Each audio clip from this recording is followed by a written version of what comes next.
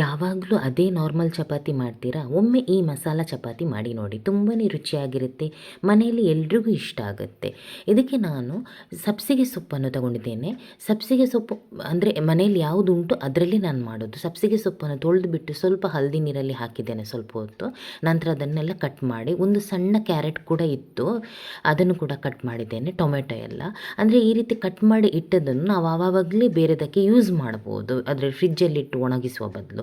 ಮತ್ತು ಎಣ್ಣೆಯಲ್ಲಿ ಎಲ್ಲವನ್ನು ಸ್ವಲ್ಪ ನಾನು ಉಪ್ಪು ಹಾಕಿಬಿಟ್ಟು ಬಾಡಿಸ್ತೇನೆ, ಸ್ವಲ್ಪ ಸಾಫ್ಟ್ ಆಗಲಿ ಅಂತ. ಅದರ ನಂತರ ನಾವು ಅದನ್ನು ತಣ್ಣಗೆ ಮಾಡಿಬಿಟ್ಟು ಹಿಟ್ಟಿಗೆ ಹಾಕಬೇಕು. ನಾನು ಹೆಚ್ಚಾಗಿ ನ್ಯೂಟ್ರಿಷನ್ ಬ್ಯಾಲೆನ್ಸ್ಡ್ ರೆಸಿಪಿಯನ್ನೇ ನಿಮ್ಮ ಜೊತೆ ಶೇರ್ ಮಾಡ್ತೀನಿ. ಅಂದರೆ ನಾನು ಮನೆಯಲ್ಲಿ ಯಾವ ಫುಡ್ಡು ಮಾಡ್ತೀನಿ ನೋಡಿ, ಅದನ್ನೇ ನಿಮ್ಮ ಜೊತೆ ಶೇರ್ ಮಾಡೋದು. ಯಾರೆಲ್ಲ ಇಲ್ಲಿ ತನಕ ಸಬ್ಸ್ಕ್ರೈಬ್ ಮಾಡಿಲ್ವೋ ಅವರು ಸಬ್ಸ್ಕ್ರೈಬ್ ಮಾಡಿ, ಲೈಕ್ ಮಾಡಿ, ಶೇರ್ ಮಾಡಿ, ಎಲ್ರಿಗೂ ಕಳಿಸಿ. ಯೂಸ್ ಆಗುತ್ತೆ ಇಂಥ ರೆಸಿಪಿಗಳು. ನಾನು ಇದಕ್ಕೆ ಮಸಾಲ ಪೌಡ್ರ್ ಬೇರೆ ಹಾಕೋದಿಲ್ಲ, ನಾನೇ ಮನೆಯಲ್ಲಿ ಮಾಡಿದಂಥ ಒಂದು ಚಟ್ನಿ ಪೌಡ್ರ್ ಉಂಟು. ಈ ಚಟ್ನಿ ಪೌಡರ್ ರೆಸಿಪಿ ಕೂಡ ನನ್ನ ಚಾನಲಲ್ಲಿ ಇದೆ, ನೀವು ನೋಡ್ಬೋದು. ನಾನು ಹೆಚ್ಚಾಗಿ ದೋಸೆಗೆ ಹಾಕ್ತಾ ಇರ್ತೇನೆ, ಕರ್ಡ್ ರೈಸ್ಗೂ ಚೆನ್ನಾಗಿರುತ್ತೆ.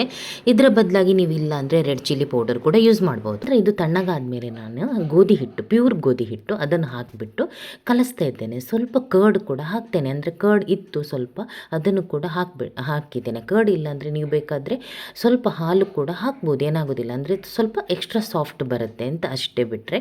ಇಲ್ಲಾಂದರೆ ಚೆನ್ನಾಗಿ ನಾದಿದ್ರೂ ಆಗುತ್ತೆ. ಎರಡು ಟಿಪ್ಸ್, ನೀವು ಒಂದು ಹಾಲು ಹಾಕಿ ಕರ್ಡ್ ಹಾಕಿ, ಅಥವಾ ನೀವು ತುಂಬ ನಾದಿ ನೋಡಿ, ಈ ಥರ ನಾದಿದ ಮೇಲೆ ಈ ಥರ ನಿಮಗೆ ಬರಬೇಕು. ಇಳಿಯುವಾಗ ಒಂಥರ ಎಲಾಸ್ಟಿಕ್ ಥರ ನಿಮಗೆ ಬರಬೇಕು, ಹಾಗಾದರೆ ಪರ್ಫೆಕ್ಟ್ ಆಯಿತು ಅಂತ ಲೆಕ್ಕ. ಕಟ್ ಮಾಡುವಾಗ ಈಸಿಲಿ ಕಟ್ ಆಗಬಾರ್ದು ಅದು. ನಂತರ ಯಾವ ಯಾವ ಶೇಪಲ್ಲಿ ಲಟ್ಟಿಸ್ಬೋದು ಅಂತ ಜಸ್ಟ್ ಒಂದು ಸಲ ತೋರಿಸ್ತಾ ಇದ್ದೇನೆ ಅಷ್ಟೇ. ಲೇಯರ್ ಆಗಿ ಬರುತ್ತೆ ಅಂತ. ಇದೊಂದು ಸ್ಕ್ವೇರ್ ಪಾಕೆಟ್ ಶೇಪಲ್ಲಿ ಮಾಡ್ತಾ ಇದ್ದೇನೆ. ಹೆಚ್ಚಾಗಿ ಇದು ಗೊತ್ತಿದೆ ಎಲ್ರಿಗೂ. ಚಪಾತಿ ಲಟ್ಟಿಸುವಾಗ ತುಂಬ ತೆಳುವಾಗಿ ಲಟ್ಟಿಸಬೇಡಿ, ಯಾಕೆಂದರೆ ತುಂಬ ತೆಳುವಾಗಿ ಲಟ್ಟಿಸಿದರೆ ಒಮ್ಮೆಗೆ ನಿಮಗೆ ಸಾಫ್ಟ್ ಇರುತ್ತೆ, ಮತ್ತು ಮಧ್ಯಾಹ್ನ ಟಿಫಿನ್ ಬಾಕ್ಸಲ್ಲಿ ಕೊಂಡೋದಾಗ ಅದು ರೊಟ್ಟಿ ಥರ ಗಟ್ಟಿಯಾಗುತ್ತೆ. ಅದಕ್ಕೋಸ್ಕರ ಲಟ್ಟಿಸುವಾಗ ಕೂಡ ನಾವು ನೋಡ್ಕೊಂಡು ಲಟ್ಟಿಸಬೇಕು, ಮತ್ತು ಫ್ರೈ ಮಾಡುವಾಗ ಕೂಡ ಅಷ್ಟೇ. ನೀವು ನೋಡಿ ಫುಲ್ ವಿಡಿಯೋ ನೋಡಿ. ಇದು ಟ್ರಯಾಂಗಲ್ ಶೇಪ್, ಇದು ಎಲ್ರಿಗೂ ಗೊತ್ತು. ಕೆಲವರು ಏನು ಮಾಡ್ತಾರೆ ಅಂದರೆ ಫಸ್ಟಿಗೆ ತವಾಗೆ ಎಣ್ಣೆ ಹಾಕಿಬಿಟ್ಟು ನಂತರ ಚಪಾತಿ ಹಾಕ್ತಾರೆ.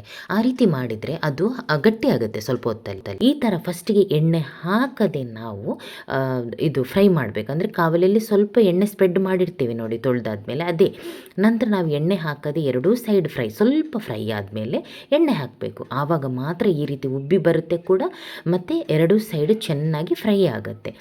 ನಾನು ಹೆಸರು ಕಾಳಿನ ಮಸಾಲ ಜೊತೆ ಸರ್ವ್ ಮಾಡ್ತಿದ್ದೀನಿ. ನೀವು ಯಾವುದು ಕೂಡ ಮಾಡ್ಬೋದು, ನಿಮ್ಮ ಮನೇಲಿ ಯಾವುದು ಮಾಡ್ತೀರಾ ನೋಡಿ. ಅದು ನೋಡಿ ಎಷ್ಟು ಸಾಫ್ಟ್ ಆಗಿದೆ ಅಂತ. ಆ ಥರ ಮಾಡುವಾಗ ಲೇಯರ್ ಹೇಗೆ ಬಿಟ್ಟುಕೊಳ್ಳುತ್ತೆ ಅಂತ.